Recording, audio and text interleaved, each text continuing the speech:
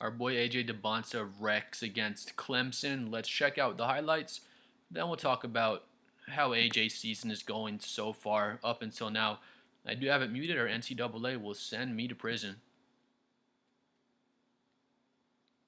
Kick out to AJ for the nice corner three. His three ball has been looking better and better as the season's going on here.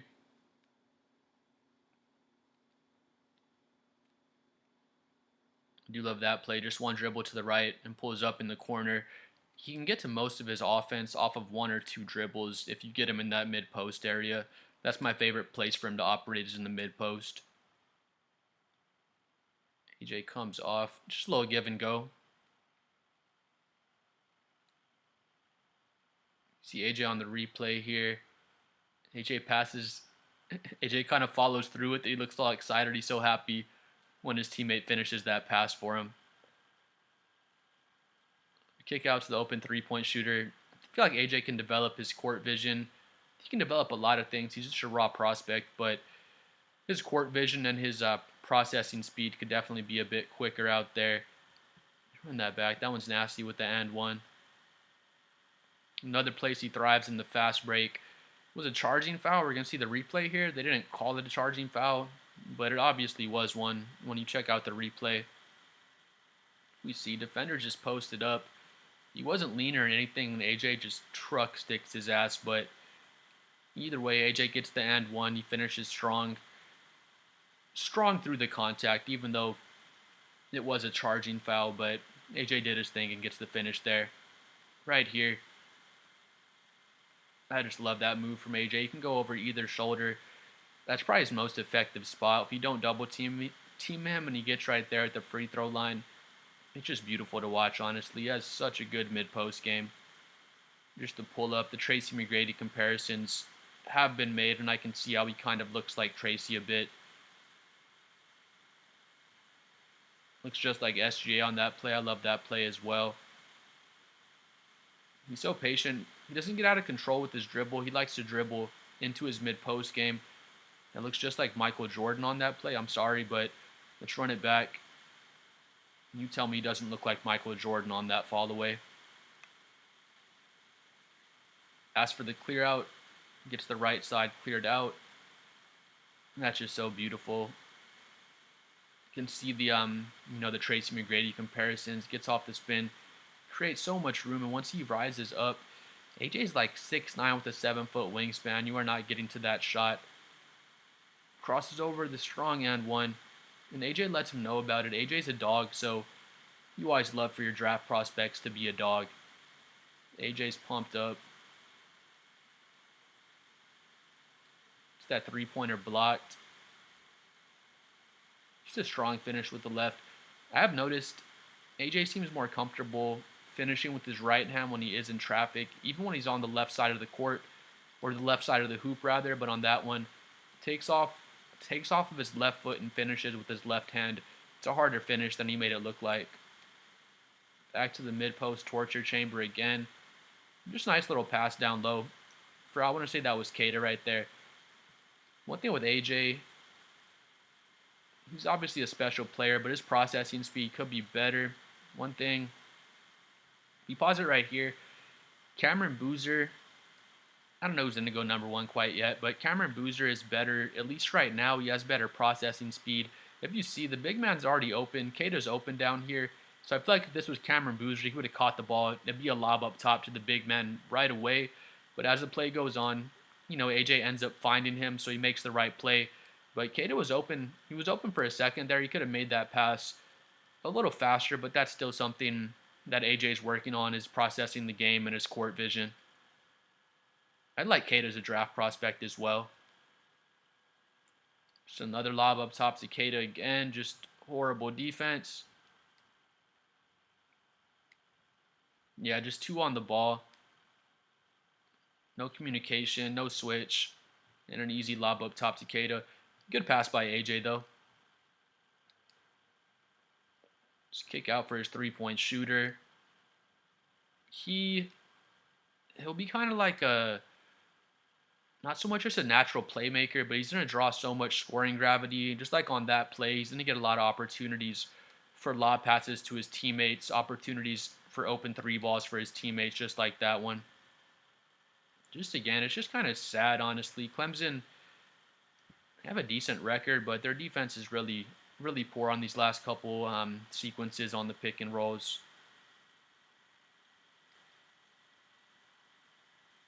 See, AJ's up top. Cade comes up to set the screen. Dude gets bumped.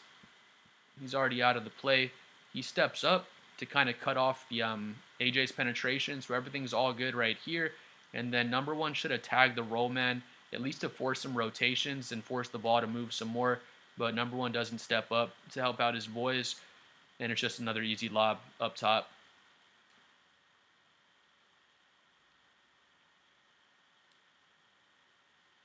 This is the one right here. Just explodes into the paint. I love his little hezzy going left. He does remind me of Tracy McGrady in a way with the way that he moves. Just right to the rim, and nobody wants to jump up to try to block that, and I don't blame him. Just nasty. 6'9". I want to say his wingspan is 7'2". Doesn't even scream at anybody. Just lets him know.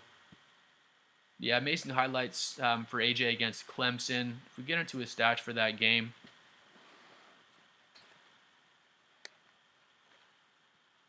So right here, he just came off the game against California Baptist. One thing I'll hate on AJ for, I won't hate on him, I'm just kind of fucking around, but he plays against a bunch of church boys, and he plays against not the highest level of competition up until this point. Cameron Boozer has played against tougher competition. Just to be fair to Cameron Boozer and Cameron Boozer fans out there, one thing about Clemson has no one projected to get drafted in the first 2 rounds of the draft. So that's one thing I'll look at when I'm watching these college guys. I want to see if they're playing against other strong draft prospects. And to be fair, AJ hasn't played against a lot of strong prospects quite yet, but you got to play who's in front of you, and he's doing his thing out there. He has 28 points in this game, 9 rebounds, 6 assists. He does have the 3 turnovers, but he has the ball in his hands a lot. 28 points is his career high so far in his young college career. He's 90% from the line, knocks down one of his 2 threes. And he's 9 for 17 from the field, shooting 53% from the field. AJ, over these last 5 games, AJ's averaging 20 points, 4 assists, 5 rebounds. He's shooting 54% from the field, 41% from 3, and 88% from the free throw line in these last 5 games here. So he's pretty much 50-40-90 club. If you look at these opponents, it's not a crazy high level of competition. Just to be fair to our draft process, looking at AJ. On the season so far, AJ's averaging 20 points, 3 assists, 6 rebounds, almost 1 steal. He's 79% from the free throw line. He's 36% from 3 and 54% from the field. So, I expect him getting up to maybe 37, 38% from 3 as an NBA three-point shooter. He's creating all of his own three-point looks at this point. He doesn't really have anybody helping create open looks for him. It's mostly self-created. But if he has like a point guard, someone creating open looks for AJ, I can see him shooting 38, maybe even 40% from the three-point line. He has a really nice three-point shot. 54% from the field. The main thing I love the most about AJ, if y'all been watching him this season, he's 6'9". Again, I want to say he's about a 7-foot wingspan, so he has great length. He's going to be really versatile on defense, but that's not what flashes. Of course, he flashes offensively, and the best part of his offensive game is his mid-post game. He's just so nasty in the mid-post. Y'all saw in these highlights, his footwork is so good. He can fall away over the left shoulder, over the right shoulder. You saw that one play where he kind of bumps his defender, hit a quick pump fake, and then he rose up after he bit on the pump fake. AJ hasn't been great at drawing fouls so far in his college career. He does get the 10 free throw attempts this game, so that's good to see. But as he gets more polished, he's going to get better at drawing fouls. He's going to get better with his footwork because his footwork is very good, but it can get better. He's probably going to start developing a low post game to go along with his mid post game. He's going to get better at shooting off the dribble. And to praise AJ, his mid post game, it just looks elite. As soon as he comes into the NBA, you can get him the ball in those mid post spots at the elbow, at the free throw line, either side, in either corner, like one step in. If you get him in those mid post areas, and he has a 6'5", 6'6" dude guarding him, even a shorter dude, if he's in a mismatch, then good luck, because he's just going to back you down 2 or 3 bumps. He's going to turn to the left, he's going to turn to the right, and just rise up for an easy fadeaway jumper in the mid post. You can tell he works so hard on those moves, works so hard on his footwork, and it definitely shows up when we're watching him play. So his mid post game is the most developed thing in his game. He has a nice looking three ball. He's obviously very athletic. I don't think his athleticism is going to flash insanely higher than all the NBA players. Almost like Cooper Flag. We see Cooper Flag out there, and I don't think he flashes insanely with his athleticism just off the page. But same thing with him and AJ. They both have really good footwork. They both do a good job of getting out on the transition, and they use their ball handle, their footwork to get you off balance. Then once you're off balance, they're going up and dunking on your head before you can recover. I mean, some things for him to improve on.